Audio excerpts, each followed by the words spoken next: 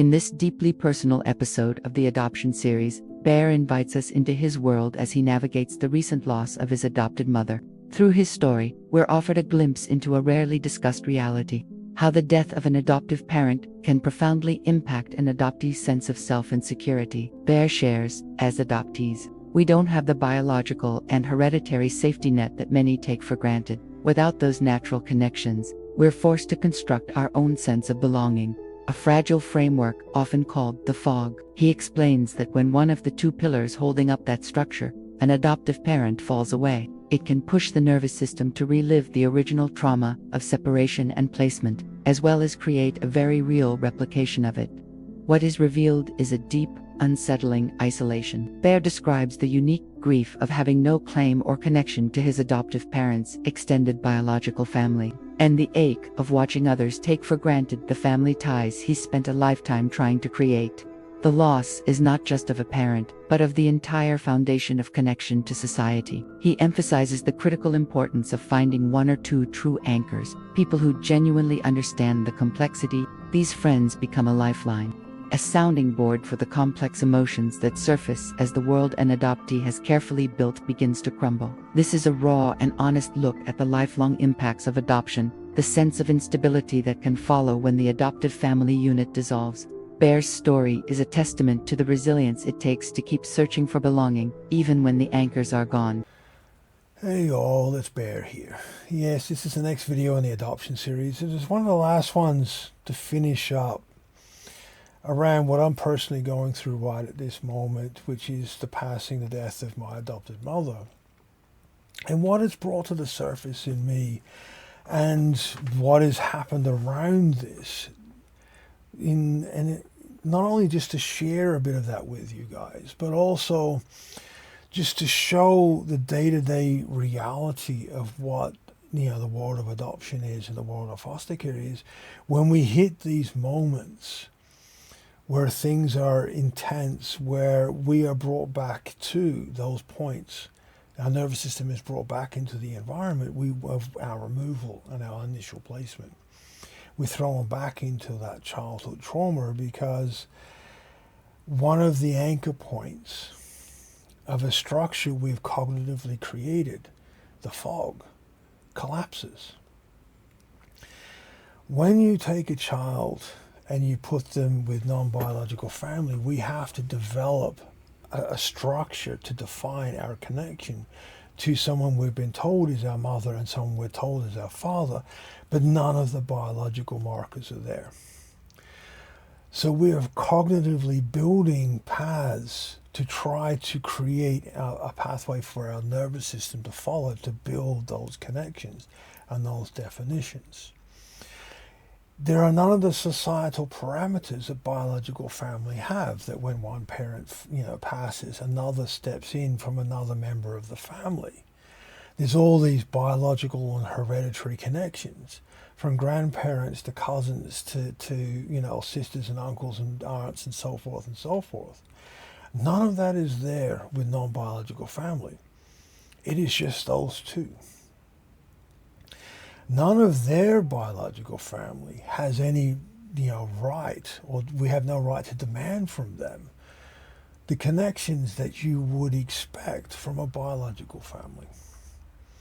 It's like I can't go to my adopted parents, even though they've all passed, but their family, their siblings, and demand the same kind of connection that you would from a biological aunt or a biological grandparent because of their participation in their lives. It changes everything.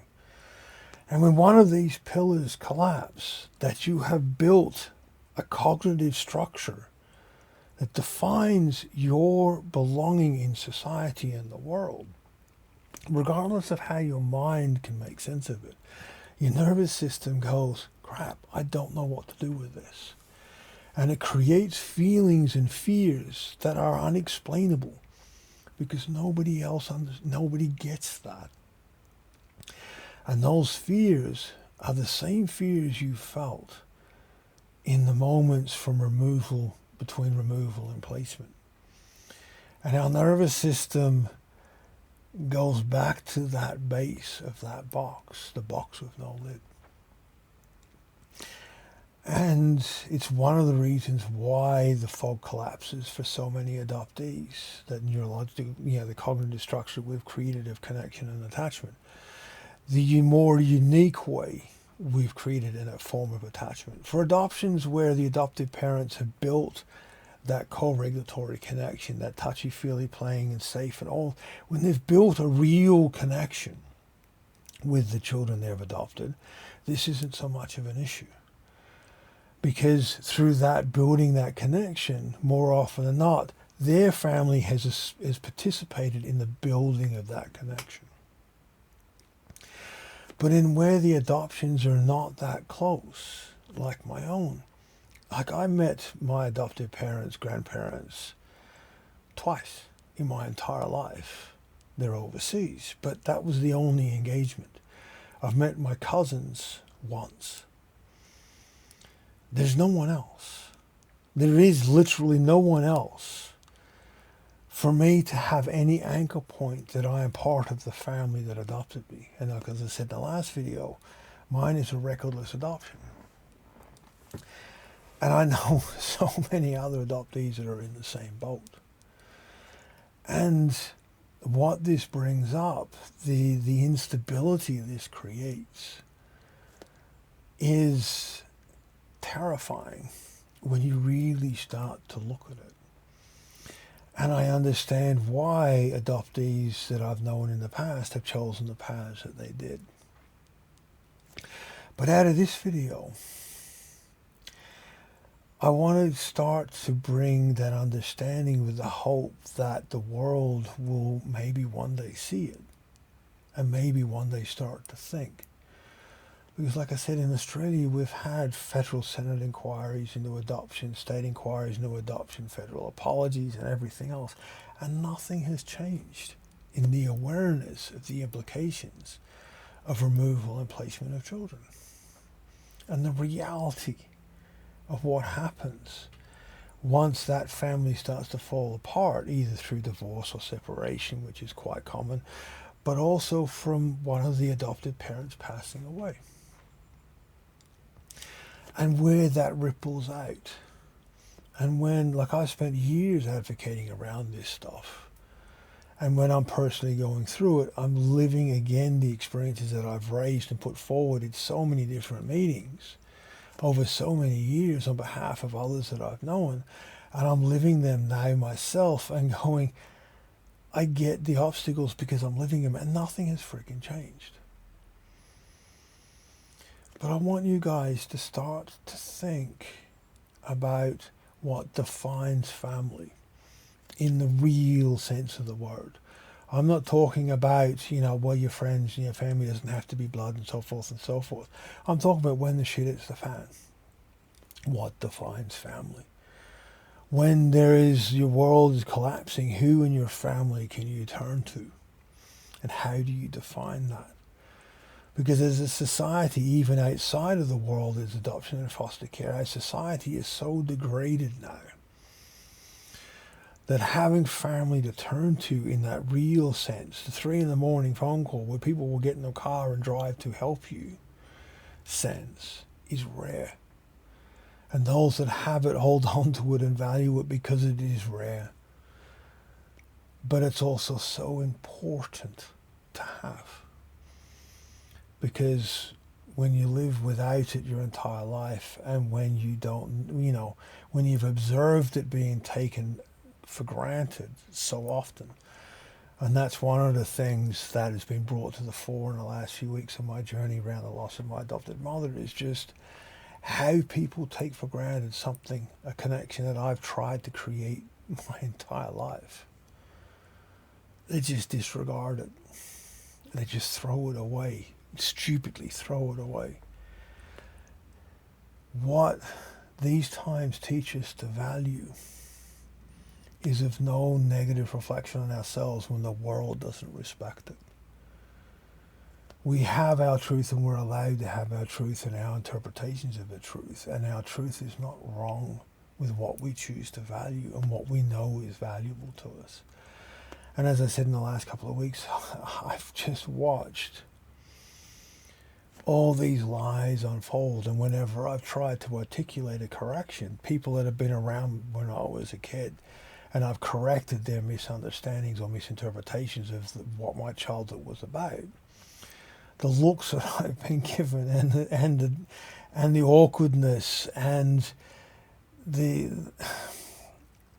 attempt to get the hell out of that conversation as quickly as they could, has reminded me how isolated we really are when we come from a removal base, and we only have those that are in our close inner circle that we can turn to. And one of the goals I've tried to create through this channel and the adoption videos is helping to learn how to articulate so we can build that close network to be able to explain and have the people we're explaining to we know they understand and get it. I have one really dear friend who, in her family, they adopted a boy in the States, and she gets it. As much as anybody else can, she gets it. And that is what's kept me from going down many, many different paths that I know so many others do, because at least I have one anchor point as a sounding board. I have had a lot of genuine people offer support, but I know that there's such a finite little point of understanding that I need to have a sounding board. And it takes a long time to develop that. And I fortunately have learned to develop that with a close friend. And I put this to the adoptees out there that watch this video. Take the time to build that connection with one or two close people. The right kind of people. Because it saves your butt. It helps you think out loud and emotionally talk out loud with somebody that gets where you're coming from, so you can start to make sense of it to yourself. Because like I said, I've been thrown back into the box in the very beginning because of all the insecurities around me on every level. And I'm reminded of so many other adoptees that I've been around that have gone through this journey at this point in time that have chosen the paths that they did. And I get all of that. But having that sounding board with a few close people or one close person helps you make sense of it. Because if we can articulate, at least to one person, how we're actually feeling, and what they can give us back helps us not just make sense of it, but gives us practical steps to do something about it.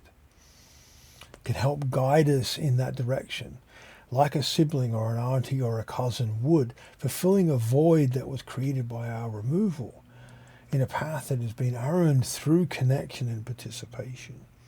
Through co-regulation in that way helps. I know I'm a little scattered in this one because I'm trying to cover a very broad base of complex emotions that cover a lifetime and complex processes that cover a lifetime.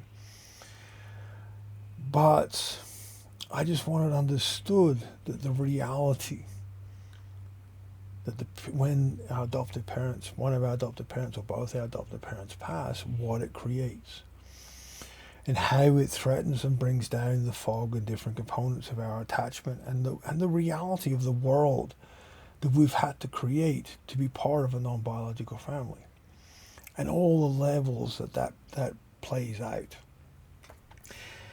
As I said, in the next couple of videos, I want to start to bring the memes from different online forums into the mix, because I'm seeing this play out. I'm not the only one going through this right now, and I'm seeing this play out for others around the world.